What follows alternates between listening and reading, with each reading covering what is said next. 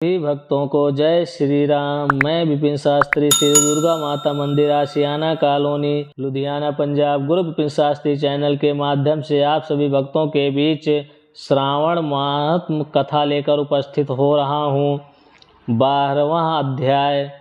कथा श्रवण करने से पहले हम अपने गुरु महाराज इष्ट देव का ध्यान करते हैं। मंगलम भगवान विष्णु, मंगलम गरुड़ध्वजा, मंगलम पुंडरीकाक्षा, मंगलाय तनो हरि। ईश्वर ने सनत कुमार से कहा, हे विधित्रिजा, अब श्रावण महीने के शुक्ल पक्ष की तृतीया तिथि के शुभ स्वर्ण गौरी व्रत को कहूँगा। उस दिन सुबह स्नान नित्य कर्म कर संकल्प करें, 16 उपचार से पार्वती शंकर का अर्चन करें, प्रार्थना करें, हे देव, हे जगतपते, हे सुरसत्तम, मेरे द्वारा की हुई पूजा को आप स्वीकार करें। महादेवी भवानी के व्रत पूर्ति के 16 वायन दंपतियों को दें।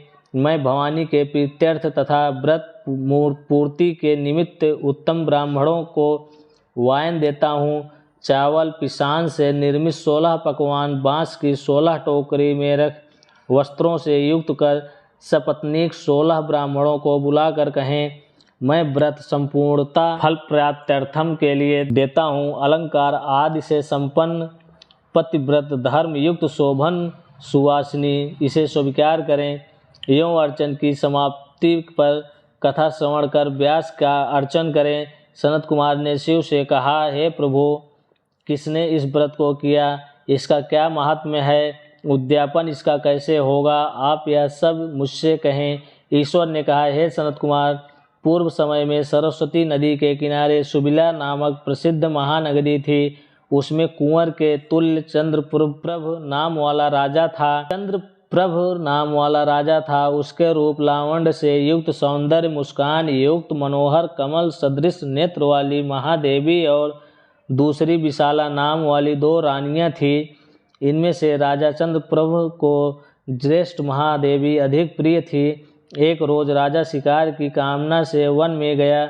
वहाँ सिंह, शार्दूल, बाराह, अरना, भैंसा, हाथी का शिकार कर प्यास से दुखी हो राजा उस बड़े वन में घूमने लगा। राजा ने अप्सराओं के तालाब को देख उनके किनारे पर जाकर उस तालाब का उत्तम जलपान किया। अप्सरा गणों को भक्ति युक्त गौरी का अर्चन करते देखा।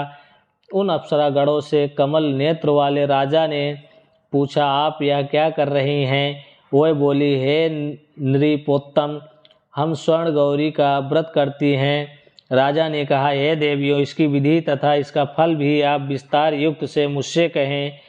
उन स्त्रियों ने कहा, हे राजन, श्रावण शुक्ल तीज के रोज स्वर्ण गौरी नामक का यह व्रत किया जाता है। इसमें परम प्रसन्नता तथा भक्ति द्वारा पार्वती और शंकर का पूजन किया जाता है।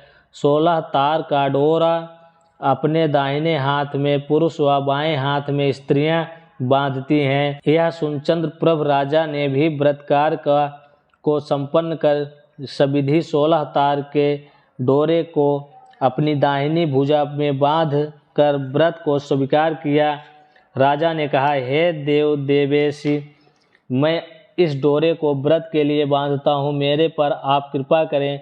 इस तरह देवी का व्रत कर राजा अपने घर आ गया। भुजा में डोरे को देख अति क्रोधित हो बड़ी रानी ने पूजा और उस डोरे को भुजा से तोड़ बाहर पेड़ पर फेंक दिया। राजा ने रानी से कहा, हे प्रिय, ऐसा न कर। यों मना करने पर भी रानी नहीं मानी। वह सूखा पेड़ उस डोरे को स्पर्श से हरे पत्तों से संपन्न हो गया। उस बात को छोटी रानी ने देख आश्चर्ययुक्त हो उस पेड़ से टूटे डोरे को अपनी बाईं भुजा में बांधा। उस रोज उसे उस महीने के महात्म्य मात्र से एक छोटी रानी राजा से सर्वाधिक प्रिय हो गई। इधर ज्येष्ठ रानी व्रत का अपमान करने मात्र से राजा द्वारा प्रत्युक्त तथा दुखी हो वन में चली गई। वहाँ महादेवी का चित्त से ध्यान कर पवित्र मुनियों के स्थान में कहीं कहीं निवास किया। पर श्रेष्ठ मुनियों ने उसे देखकर कहा, अरे पिशाचिन, चली जा। वह तिरस्कृत तथा दुखी रानी घोर जंगल में घूमती हुई एक जगह बैठ गई। उसी समय रानी के आगे देवी दया से प्रकट हो गई। देवी नृपप्रिया रानी ने भूमि पर दंडवत प्रणाम तथा स्तुति की। हे देवी, आपकी जय हो, आपको नमस्कार है। हे भक्तवर प्रदे, आपकी जय हो। हे शंकर वामांगे, आपकी जय हो। यों भक्ति द्वारा देवी के वर प्रभाव से गौरी अर्चन तथा व्रत किया। व्रत के प्रभाव से राजा उस बड़ी रानी को अपने घर ले आया। देवी के वर प्रसाद से उसने सब इच्छाओं को प्राप्त कर लिया।